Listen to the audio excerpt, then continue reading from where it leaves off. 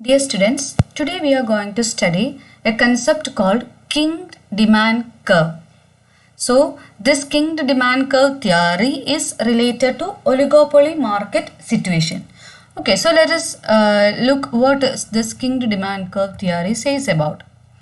Okay, so the theory was developed by an American economist named Paul M. Sweezy in 1939. So, this theory is also called Sweezy's kinged demand curve theory. So, in 1939, so the theory was developed in 1939 by Paul M. Sweezy. And a kinged demand curve, king എന്ന് പറഞ്ഞ അർത്ഥം ചെറിയൊരു ചെരിവെന്നാണ്. ഒരു king, ഒരു ചെറിയ ഒടിവ് അല്ലെങ്കിൽ ഒരു ചെരിവിനാണ് നമ്മൾ കിങ് എന്ന് പറയുന്നത്. സോ ഒരു ഡിമാൻഡ് കർവിൽ വരുന്ന ഒരു കിങ് ആണ് നമ്മൾ ഇവിടെ പറയുന്നത്. So it occurs when demand curve is not a straight line. Straight ആയിട്ട് ഒരു ഡിമാൻഡ് കർവ് പോവുകയാണെങ്കിൽ അവിടെ നമുക്ക് പറയാം എന്താണ്, ചെരിവൊന്നുമില്ല അല്ലെങ്കിൽ ഒടിവൊന്നുമില്ല. പക്ഷേ ഈ സ്ട്രെയിറ്റ് ആയിട്ട് പോകുന്ന ഡിമാൻഡ് കർവ് അല്ലാത്തൊരവസ്ഥയ്ക്കാണ് നമ്മൾ കിങ്ഡ് ഡിമാൻഡ് കർവ് എന്ന് പറയുന്നത്. അതായത് ഇങ്ങനെ പോയ ഡിമാൻഡ് കർവ് ഒന്നൊടിഞ്ഞു, അല്ലെങ്കിൽ ഇങ്ങനെ പോയ ഡിമാൻഡ് കർവ് ഇങ്ങനെ ഒന്ന് ചെരിഞ്ഞ് അതിൻ്റെ ആ സ്ട്രെയിറ്റ് ആയിട്ടുള്ള ബിഹേവിയർ മാറിക്കഴിയുമ്പോഴാണ് നമ്മൾ അതിനെ കിങ്ഡ് കർവ് എന്ന് പറയുന്നത്. അപ്പോൾ ഈ കിങ് വന്നു കഴിയുമ്പം അല്ലെങ്കിൽ കിങ്ഡ് ഡിമാൻഡ് കർവ് വരാനുള്ള പോസിബിലിറ്റി എന്ന് പറയുന്നത് പ്രൈസിൽ വ്യത്യാസം വരുന്നതനുസരിച്ച് ഇലാസ്റ്റിസിറ്റിയിൽ മാറ്റം വരുമ്പോഴാണ് ഡിമാൻഡ് കർവിൽ കിങ് ഫോം ചെയ്യുന്നത്. So A kinked demand curve occurs when the demand curve is not a straight line but have different elasticity for higher and lower prices. Price കൂടുകയും കുറയുകയും ചെയ്യുന്നതനുസരിച്ച് ഇലാസ്റ്റിസിറ്റിയിൽ വ്യത്യാസം വരുമ്പോൾ ഡിമാൻഡ് കർവ് കിങ്ഡ് ബിഹേവിയർ കാണിക്കും. So an example of kinged demand curve can be seen in oligopoly market situation.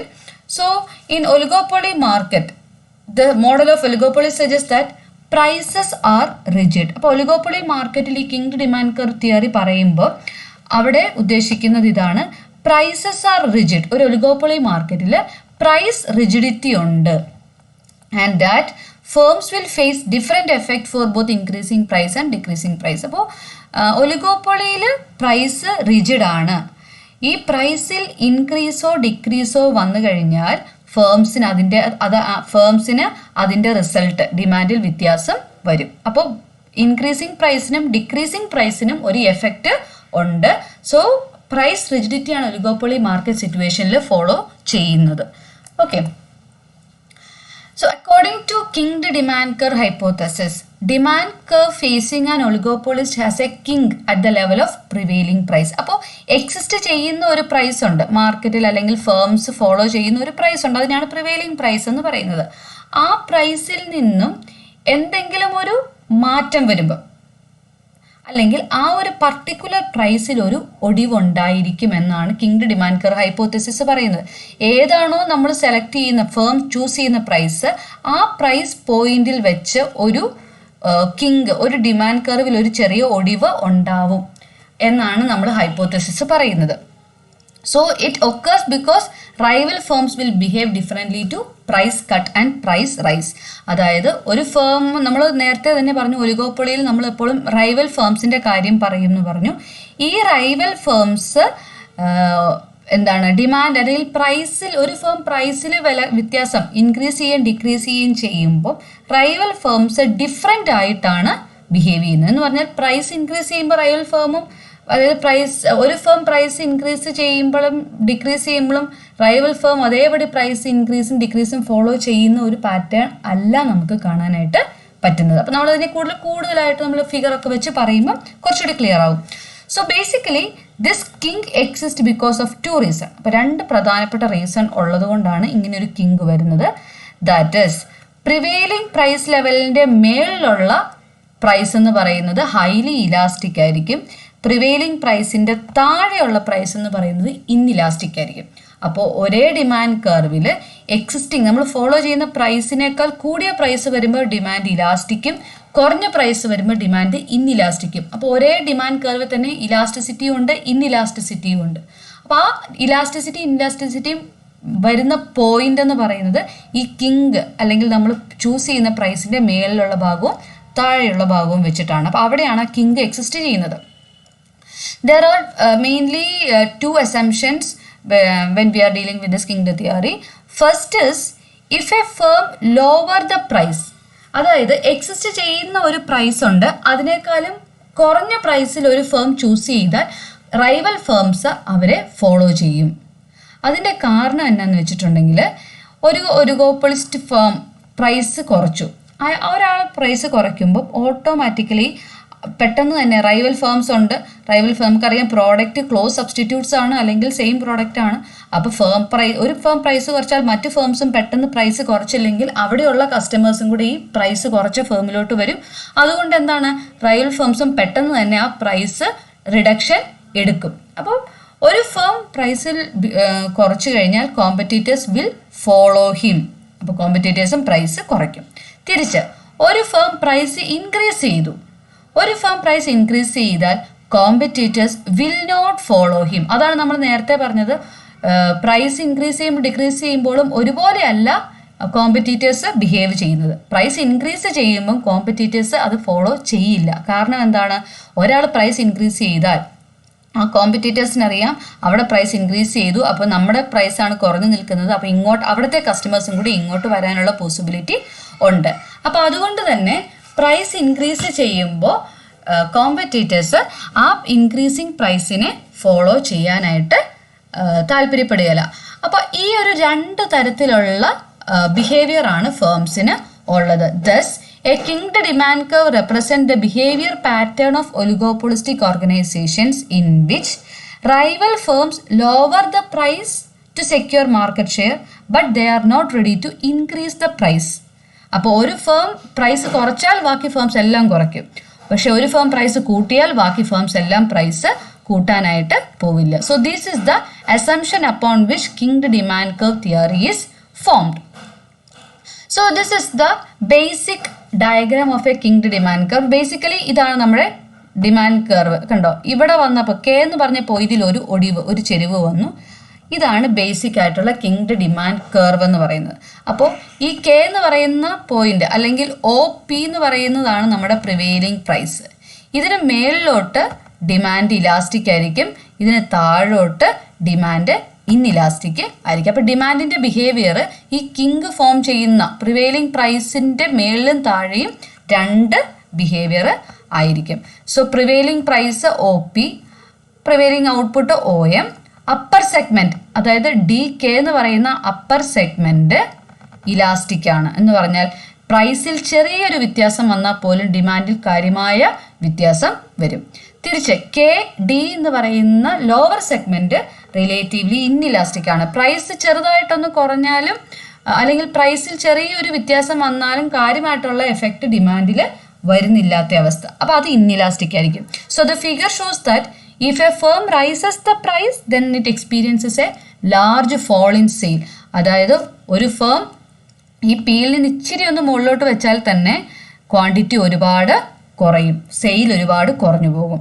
So no firm in oligopolist market will try to increase the price and a kink is formed at the prevailing price. ഈ K എന്ന് പറയുന്ന പോയിന്റിലാണ് kink form ചെയ്യുന്നത്. So ഇതാണ് price rigidity explain ചെയ്യുന്നത് kinked demand curve ഉപയോഗിച്ച്. അപ്പോൾ oligopoly മാർക്കറ്റിൽ ഒരു പ്രൈസ് റിജിഡിറ്റി ഈ കാരണം കൊണ്ട് തന്നെ എക്സിസ്റ്റ് ചെയ്യുന്നുണ്ട്.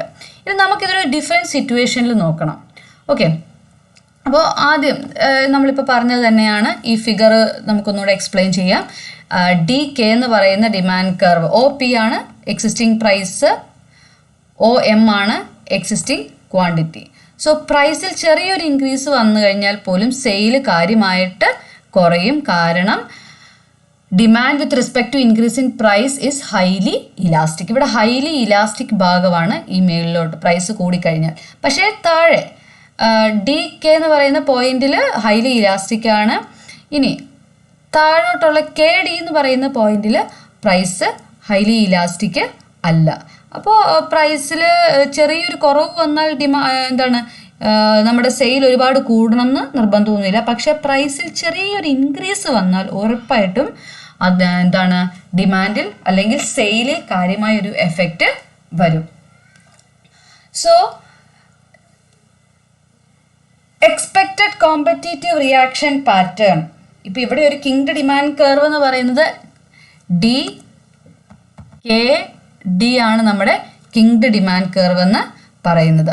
So this is the expected competitive reaction pattern. ഈ ഒരു എന്താണ് ഡിമാൻഡ് കർവിൻ്റെ ബേസിസിലായിരിക്കും കോമ്പറ്റീറ്റേഴ്സ് റിയാക്ട് ചെയ്യുന്നത്, അല്ലെങ്കിൽ റൈവൽസ് റിയാക്ട് ചെയ്യുന്നത്. ഓക്കെ, ഇനി എന്തുകൊണ്ടാണ് പ്രൈസ് റിജിഡിറ്റി ഒലിഗോപ്പൊളിയിലുള്ളത്?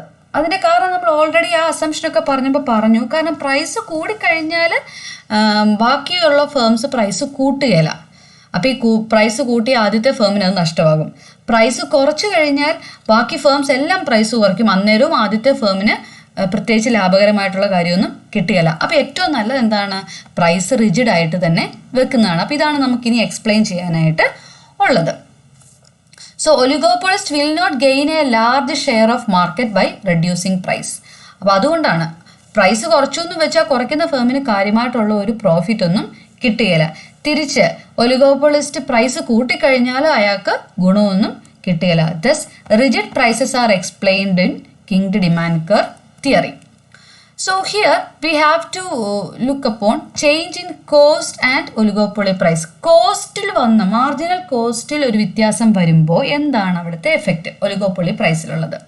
അപ്പോൾ ഫിഗർ 1 നമ്മൾ മുമ്പത്തെ ഫിഗറിൽ പറഞ്ഞു OP ആയിരുന്നു ആ പ്രിവെയിലിംഗ് പ്രൈസ്, DKD ആണ് നമ്മുടെ ഡിമാൻഡ് കർവ്, പ്രൈസ് P എന്ന് പറയുന്ന OP ആണ് സ്റ്റേബിളായിട്ട് റിജിഡായിട്ട് എക്സിസ്റ്റ് ചെയ്യുകയാണ്. ഇനി ഈ നമ്മളിപ്പോൾ പറഞ്ഞ OP എന്ന് പറയുന്ന നമ്മുടെ മുമ്പത്തെ ഫിഗറിൽ ഈ OP എന്ന് പറയുന്ന ഫിഗർ OP എന്ന് പറയുന്ന പ്രൈസ്. ഓക്കെ, ഇനി ഈ പ്രൈസ് കോസ്റ്റിനേക്കാളും കൂടുതലാണെങ്കിൽ, നമ്മുടെ കോസ്റ്റിനേക്കാളും കൂടുതൽ പ്രൈസ് നമുക്ക് കിട്ടുന്നുണ്ടെങ്കിൽ then we can say that we are achieving a normal or above normal profit. അതായത് ഇതാണ് if the price OP is greater than the average cost. അതായത് കോസ്റ്റ് ഓഫ് പ്രൊഡക്ഷനേക്കാളും കൂടുതൽ വില ഉണ്ടെങ്കിൽ നമുക്ക് പറയാം നോർമൽ പ്രോഫിറ്റിനേക്കാൾ കൂടുതൽ, more than normal profit achieve ചെയ്യുന്നുണ്ട്. നോർമൽ പ്രോഫിറ്റ് എന്ന് പറഞ്ഞാൽ price equal to average cost ആണ്. അപ്പോൾ പ്രൈസ് ആവറേജ് കോസ്റ്റിനേക്കാളും മേളിലാണ് നിൽക്കുന്നതെങ്കിൽ we can say that there is some above normal profit situation for the firm. So the oligopolist confronting a kinged demand curve will be maximizing his profit at the current price level. അപ്പോൾ ഈ ഒരു OP എന്ന് പറഞ്ഞ പ്രൈസിൽ അയാൾ profit maximise ചെയ്യുന്നുണ്ടെന്ന് നമുക്ക് expect ചെയ്യാനായിട്ട് പറ്റും. ഇനി for finding the profit maximising price output combination, അപ്പോൾ നമുക്ക് price output combination maximum profit കിട്ടുന്നുണ്ടോ എന്ന് നോക്കാനായിട്ട് ഈ മാർജിനൽ കോസ്റ്റ് പറഞ്ഞ പോലെ തന്നെ നമുക്ക് റവന്യൂ കൂടി നോക്കണം. അപ്പോൾ അതിന് വേണ്ടിയിട്ട് നമ്മളൊരു മാർജിനൽ റവന്യൂ കർവ് വരച്ചു. അപ്പോൾ ഈ കിങ്ഡ് ഡിമാൻഡ് കർവിന് കറസ്പോണ്ടിങ് ആയിട്ടുള്ള മാർജിനൽ റവന്യൂ കർവ് വരയ്ക്കുമ്പോൾ marginal revenue curve seems to be discontinuous. ഇതാണ് നമ്മുടെ മാർജിനൽ റവന്യൂ കർവ് വരുന്നത്. ഓക്കെ, ഈ ഒരു ഏരിയ ഡിസ്കണ്ടിന്യൂസ് ആണ്. അതായത് ആ കിങ് ഫോം ചെയ്യുന്ന ആ ഒരു ഏരിയയാണ്. അതിനോട് ബേസ് ചെയ്തുള്ള മാർജിനൽ റവന്യൂ എന്ന് പറയുന്നത് അൺറെസ്പോൺസീവ് ആണ്, അല്ലെങ്കിൽ ഡിസ്കണ്ടിന്യൂസ് ആണ്. അപ്പോൾ ഒരു ബ്രോക്കൺ പോർഷൻ ഈ ഒരു മാർജിനൽ റവന്യൂവിൽ വരുന്നുണ്ട്. ഇനി നമ്മുടെ ഈ ഒരു ലെങ്ത് ഓഫ് ഡിസ്കണ്ടിന്യൂറ്റി, ഇത് എത്രമാത്രം ഡിസ്കണ്ടിന്യൂറ്റി ഉണ്ട് എന്നുള്ളതിൻ്റെ ഈ ഒരു ലെങ്ത് ഡിറ്റർമൈൻ ചെയ്യുന്നത് നമ്മുടെ കിങ് 2 DKയും ഉണ്ട് KDയും ഉണ്ട്. അപ്പോൾ റിലേറ്റീവ് ഇലാസ്റ്റിസിറ്റി ഓഫ് 2 സെഗ്മെൻറ്റ്സ്, ആ ഈ DKയും KD എന്ന് പറയുന്ന 2 സെഗ്മെൻറ്റിൻ്റെ ഇലാസ്റ്റിസിറ്റിയുടെ ബേസിസിലാണ് ഈ HR എന്ന് പറയുന്ന എന്താണ് ഡിസ്കണ്ടിന്യൂസ് പോർഷൻ. അപ്പോൾ എത്രമാത്രം മാർജിനൽ റവന്യൂ എത്രമാത്രം ഡിസ്കണ്ടിന്യൂറ്റി ഉണ്ടെന്ന് ചോദിച്ചിട്ടുണ്ടെങ്കിൽ ഇലാസ്റ്റിസിറ്റിയുടെ ബേസ് ചെയ്തായിരിക്കും അത് ഇരിക്കുന്നത്. അപ്പോൾ ഇലാസ്റ്റിസിറ്റി കൂടുതലാണെങ്കിൽ ലെങ്ത് കൂടുതലായിരിക്കും, അല്ലെങ്കിൽ ഈ ഒരു ഡിസ്കണ്ടിന്യൂറ്റി കൂടുതൽ ആയിരിക്കും. Okay, so in figure 2 the marginal revenue curve is this one. ഈ ഒരു HR എന്ന് പറയുന്ന ഒരു ഡിസ്കണ്ടിന്യൂസ് പോർഷൻ ഇവിടെ ഉണ്ട്, ഒരു ഗ്യാപ്പ് അവിടെ ഉണ്ട്. If the marginal cost curve is such that it passes through the discontinuous portion, ഈ ഒരു HR എന്ന് പറഞ്ഞ ഡിസ്കണ്ടിന്യൂസ് പോർഷനിൽ കൂടിയാണ് നമ്മുടെ മാർജിനൽ കോസ്റ്റ് കർവ് കടന്നു പോകുന്നതെങ്കിൽ oligopolist will be maximising his profit at the prevailing price. അതായത് MC/MR ഈക്വൽ ആയിട്ടുള്ള പോയിന്റ്. അപ്പം ഇവിടെ നമുക്ക് എടുക്കാം E എന്ന് പറഞ്ഞ പോയിന്റ്. ഓക്കെ, എം സി ആണ് നമ്മുടെ മാർജിനൽ കോസ്റ്റ്. ഈ എം സി എന്ന് പറഞ്ഞ മാർജിനൽ കോസ്റ്റ് ഈ ഒരു ഗ്യാപ്പ് അല്ലെങ്കിൽ ഈ ഒരു ഡിസ്കണ്ടിന്യൂസ് പോർഷനിൽ കൂടിയാണ് പോകുന്നത്. അപ്പോൾ അതുകൊണ്ട് തന്നെ നമ്മളുടെ കോസ്റ്റ് പ്രൈസിനേക്കാളും താഴ്ന്നാണ് നിൽക്കുന്നത്. ഈക്വിലിബ്രിയം ഈ എന്ന് പറഞ്ഞ പോയിന്റിനോട് കറസ്പോണ്ടിങ് ആയിട്ട് നമ്മൾ നോക്കുവാണെങ്കിൽ ഡിമാൻഡ് ഒ പി പ്രൈസ് തന്നെയാണ്, ഒ എം ക്വാണ്ടിറ്റീവ് ആണ്. സോ ദിസ് ഈക്വിലിബ്രിയം പോയിന്റ് ആയിട്ട് നമുക്ക് ഈ എന്ന് പറഞ്ഞ പോയിന്റിനെ സെലക്ട് ചെയ്യാനായിട്ട് പറ്റും. So at the prevailing OP price, the firm will be at equilibrium at point E. So maximizing profit at the prevailing price level. അതുകൊണ്ട് തന്നെ എന്താണ്, ഈ ഫേമിന് പ്രൈസ് ചേഞ്ച് ചെയ്യണം എന്നൊരു താല്പര്യമില്ല. കാരണം എന്താണ്, ഈ ഒ പി പ്രൈസിൽ അയാൾക്ക് മാക്സിമം പ്രോഫിറ്റ് കിട്ടുന്നുണ്ട്. Now, even if there are changes in cost, price will remain stable so long as the marginal curve passes through this discontinuous portion. അപ്പോൾ ഈ ഡിസ്കണ്ടിന്യൂസ് പോർഷൻ എന്ന് പറയുന്നത് ശരിക്കും നമ്മുടെ കിങ് വരുന്ന പോയിന്റിനോട് ആനുപാതികമായിട്ട് അല്ലെങ്കിൽ അതിനോട് ബേസ് ചെയ്തിട്ടുള്ള ഏരിയയാണ് ഈ ഡിസ്കണ്ടിന്യൂസ് ആയിട്ട് കാണിക്കുന്നത്. സോ ഈ ഒരു ഏരിയയ്ക്ക് അകത്താണ് നമ്മുടെ മാർജിനൽ കോസ്റ്റ് എങ്കിൽ, മാർജിനൽ കോസ്റ്റ് ഇൻക്രീസ് ചെയ്താലും ഈ ഒരു ഏരിയയ്ക്ക് അകത്താണെങ്കിൽ നമ്മുടെ പ്രൈസ് അല്ലെങ്കിൽ ഇക്വിലിബ്രിയത്തിൽ അല്ലെങ്കിൽ നമ്മുടെ പ്രൈസിലും ഔട്ട്പുട്ടിലും വ്യത്യാസമൊന്നും വരുന്നില്ല. ഫോർ എക്സാമ്പിൾ, ഇവിടെ മാർജിനൽ കോസ്റ്റ് നേരത്തെ ഇതായിരുന്നു, അത് മാർജിനൽ കോസ്റ്റ് കുറച്ച് ഇൻക്രീസ് ചെയ്തു, പുതിയൊരു ഇ ഡാഷ് എന്ന് പറഞ്ഞ പോയിന്റിലേക്ക് ഇൻക്രീസ് ചെയ്തു. ബട്ട് സ്റ്റിൽ ഈ എച്ച് ആർ എന്ന് പറഞ്ഞ ഡിസ്കണ്ടിന്യൂസ് പോർഷനിൽ തന്നെയാണ് മാർജിനൽ കോസ്റ്റ് എക്സിസ്റ്റ് ചെയ്യുന്നത്. അതുകൊണ്ട് equilibrium price and output will remain unchange. അപ്പോൾ ഈ ഇ ഡാഷ് ആണെങ്കിലും എക്സ്റ്റെൻഡ് ചെയ്ത് നോക്കിയിട്ടുണ്ടെങ്കിൽ ഒ പി പ്രൈസും ഒ എം ക്വാണ്ടിറ്റിയും തന്നെയായിരിക്കും പ്രൊഡ്യൂസ് ചെയ്യുന്നത്. അപ്പോൾ ഈ എച്ച് ആർ എന്ന് പറയുന്നത് അല്ലെങ്കിൽ ഒരു ഡിസ്കണ്ടിന്യൂസ് അല്ലെങ്കിൽ ഗ്യാപ്പ് പോർഷൻ കൂടിയാണ് നമ്മുടെ കോസ്റ്റ് പോകുന്നതെന്നുണ്ടെങ്കിൽ നമുക്ക് ആ പ്രിവെയിലിംഗ് പ്രൈസും ഔട്ട്പുട്ടും എടുക്കാം. അത് ഇക്വിലിബ്രിയം പോയിന്റ് തന്നെ ആയിരിക്കും, അല്ലെങ്കിൽ profit maximisation price and output തന്നെ ആയിരിക്കും. ഈ നമ്മൾ കോസ്റ്റിൽ വ്യത്യാസം പറഞ്ഞ പോലെ തന്നെ ഡിമാൻഡിൽ ഒരു വ്യത്യാസം വന്നാൽ എന്തായിരിക്കും എഫക്റ്റ് എന്നുള്ളതാണ് ഈ ഒരു തേർഡ് ഫിഗറിൽ പറയുന്നത്. So kinked demand curve theory explains that even when the demand conditions change, price may remain stable. അപ്പം ഡിമാൻഡ് കണ്ടീഷനിൽ മാറ്റം വന്നാലും പ്രൈസ് സ്റ്റേബിൾ ആയിട്ട് നിൽക്കുമെന്നാണ് പറയുന്നത്. നമുക്ക് നോക്കാം, ഈ ഫിഗറിൽ ഇതായിരുന്നു നമ്മുടെ ഡി കെ ഡി അല്ലേ, ഇതായിരുന്നു നമ്മുടെ നേരത്തെ ഡിമാൻഡ് എന്ന് പറയുന്നത്. ഇനി ഡിമാൻഡ് ഇൻക്രീസ് ചെയ്തു, ഓക്കെ, ഡിമാൻഡ് ചേഞ്ച് ചെയ്തു, D dash K D dash, okay, D dash K D dash ആണ് പുതിയത്. ഇനി നമ്മുടെ മാർജിനൽ കോസ്റ്റിൽ വ്യത്യാസമൊന്നുമില്ല, ഡിമാൻഡിലാണ് ചെറിയ വ്യത്യാസം. നമ്മുടെ മാർജിനൽ കോസ്റ്റ് എം സി ഇതാണ്. മാർജിനൽ കോസ്റ്റിന്റെ വ്യത്യാസമൊന്നും നമ്മൾ പറയുന്നില്ല, ഇവിടെ ഡിമാൻഡിന്റെ മാത്രം വ്യത്യാസമാണ് പറയുന്നത്. ഈ എം സി നോക്കുമ്പോഴും നോക്കിക്കേ, this M C cuts the new marginal revenue curve. ഇതാണ് നമ്മുടെ പുതിയ മാർജിനൽ റവന്യൂ കർവ്. അതായത് ഈ ഡി ഡാഷിനോട് കറസ്പോണ്ടിങ് ആയിട്ട് നമ്മുടെ മാർജിനൽ റവന്യൂ കർവ് വരയ്ക്കുമ്പം ഇതുണ്ടോ, ഈ കാണുന്നത് ആണ് നമ്മുടെ മാർജിനൽ റവന്യൂ പുതിയത്. ഇത് പഴയതാണ്. പഴയ മാർജിനൽ റവന്യൂ എന്ന് പറയുന്നത്, പഴയ മാർജിനൽ റവന്യൂ ഏതാണ്, ഇത്, ഓക്കെ, ഇതാണ് പഴയ മാർജിനൽ റവന്യൂ, പുതിയ മാർജിനൽ റവന്യൂ. അപ്പോൾ പുതിയ മാർജിനൽ റവന്യൂ കർവ് അതിൻ്റെ discontinuous portion H dash R dash എന്ന് പറയുന്ന ഡിസ്കണ്ടിന്യൂസ് പോർഷനിൽ കൂടെ തന്നെയാണ് എം സി കർവ് പോകുന്നത്. അപ്പോൾ എന്താണ്, ഈ ഒരു സിറ്റുവേഷനിലും നമ്മളിത് എക്സ്റ്റെൻഡ് ചെയ്ത് നോക്കുവാണെങ്കിൽ ഒ പി പ്രൈസ് തന്നെ ആയിരിക്കും. അപ്പോൾ ഇവിടെ നമ്മൾ കാണിക്കുന്നതാണ് പ്രൈസ് സെയിം ആയിരിക്കും, price will be rigid. Quantity നമ്മളല്ല, ഔട്ട്പുട്ട് നമ്മൾ ഇവിടെ കൺസിഡർ ചെയ്യേണ്ട കാര്യമില്ല, നമ്മൾ പ്രൈസ് റിജിഡിറ്റി മാത്രം പറയുന്നത് കൊണ്ട്. So even if there is a change in demand, still the firm will be producing or selling at the same price. അപ്പം നമുക്ക് പറയാം, കോസ്റ്റിൽ വ്യത്യാസം വന്നാലും ഡിമാൻഡിൽ വ്യത്യാസം വന്നാലും ഏറ്റവും പ്രോഫിറ്റ് മാക്സിമൈസിങ് പ്രൈസ് എന്ന് പറയുന്നത് റിജിഡ് ആയിട്ട് തന്നെ നിൽക്കും. കാരണം എന്താണെന്ന് വെച്ചാൽ ഈ പ്രിവെയിലിംഗ് പ്രൈസിൽ നിന്നൊരു വ്യത്യാസം വന്നാൽ അന്നേരം തന്നെ ആ ഫേമിനെ അത് അഫക്റ്റ് ചെയ്യും, because of the behaviour or reaction of the rival firms. So same price OP continues to prevail in the market. So this is the theory of demand curve in an oligopoly market situation. Just ഒരു example നമുക്ക് നോക്കാം. ഈ ഒരു kinked demand curve നമുക്ക് കാണാൻ ഏറ്റവും നല്ലൊരു example ആണ് പെട്രോളിൻ്റെ മാർക്കറ്റ് പ്രൈസ്. സോ പെട്രോൾ നമുക്കറിയാം എല്ലായിടത്തും സെയിം പ്രോഡക്റ്റ് തന്നെയാണ്. സോ കൺസ്യൂമേഴ്സ് വളരെയധികം പ്രൈസ് സെൻസിറ്റീവ് ആണ്. അപ്പോൾ ഒരു പെട്രോൾ സ്റ്റേഷനിൽ പ്രൈസ് കൂട്ടിയാൽ ഉറപ്പാണ് കസ്റ്റമേഴ്സ് എന്ത് ചെയ്യും, തൊട്ടടുത്ത പെട്രോൾ സ്റ്റേഷനിൽ വില കുറഞ്ഞ് കിട്ടുന്നുണ്ട്. So they will shift to other petrol stations. However, if one petrol station cuts price, other firms may feel obliged to follow suit. That is, ഒരു പെട്രോൾ പമ്പ് പ്രൈസ് കുറയ്ക്കുവാണ് ചെയ്തതെങ്കിൽ ഉറപ്പായിട്ടും ബാക്കിയും പ്രൈസ് കുറയ്ക്കും. അല്ലെങ്കിൽ എന്താണ്, ബാക്കിയുള്ളടത്തെ കസ്റ്റമേഴ്സും കൂടി കുറഞ്ഞ പെട്രോൾ പമ്പിലോട്ട് പോകും. അപ്പോൾ a price cut would be self defeating for the first firm. അന്നേരം എന്താണ്, ആദ്യം ഫേം പ്രൈസ് കുറച്ചതിൻ്റെ പേരിൽ ഒരു ഗുണവും അയാൾക്ക് കിട്ടില്ല. കാരണം മറ്റേ ഫേംസും പ്രൈസ് കുറഞ്ഞു, അതുകൊണ്ട് പഴയ കസ്റ്റമേഴ്സ് തന്നെ ഇവിടെ വരുവുള്ളൂ.